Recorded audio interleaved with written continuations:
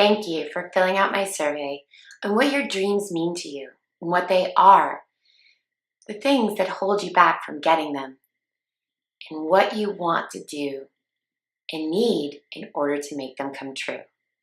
It's been such an amazing experience to be able to look at all your dreams, and I know how personal that is to share them with somebody.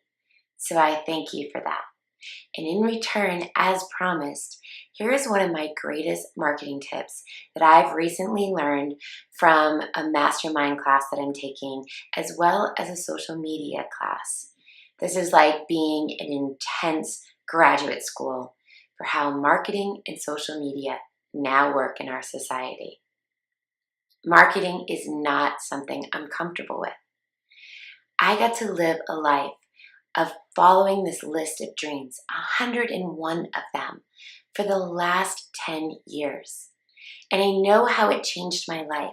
I have this vision for people and this joy that I want to bring to people's lives to show them that they too can do this. But when it comes to marketing, it's like I creep down into this little hole, kind of throw something out there, and hope and know that it's never going to stick. And that's partially because I'm just throwing things out there and not thinking about how people actually want to experience life and the things that they look at when it comes to media. Right now, there's too much stimulation out there. You go on Facebook just to see what your friends are up to, and it's ad after ad after ad after video, here, there, and everywhere.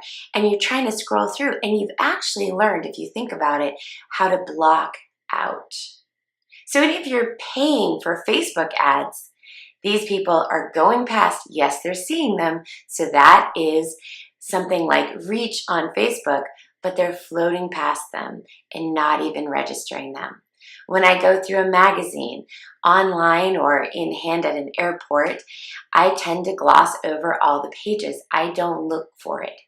What I'm looking for is that emotional story, that experience where I'm going to learn something, that place where I'm going to feel like I know what this person is saying.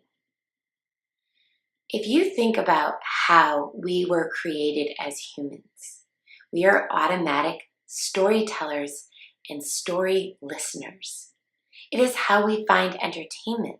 It's how we connect with one another. And now people are still looking for those stories, those emotional points, that place where somebody might disagree with them even. So how do you take your brand and your story and turn that into dollars? People are looking for experiences more than they are looking for products. Now think about this. Say they're looking for a lip gloss. They put that lip gloss on. It brings out the color of their eyes. Maybe it shows off their smile. That's the experience they're looking for.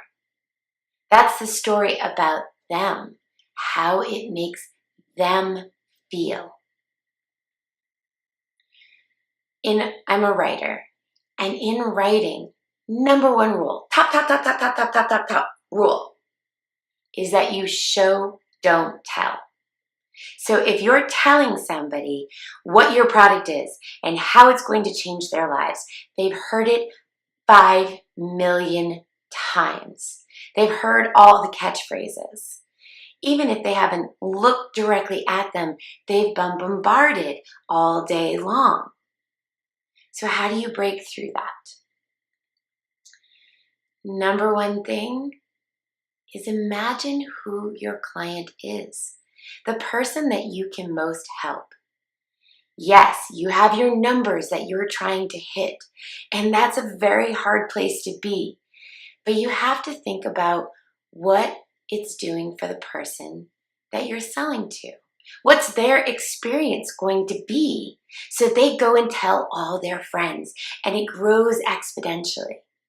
So imagine that you're back in the Stone Age, and you're all sitting around a fire, and the only entertainment is a story.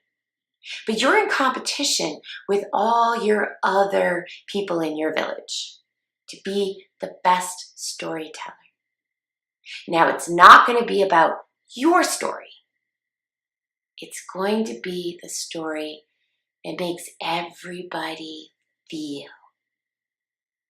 So now I want you to go and take your product, your service, whatever it is you're doing, write its story, but write it from the perspective of your clients, of your customers.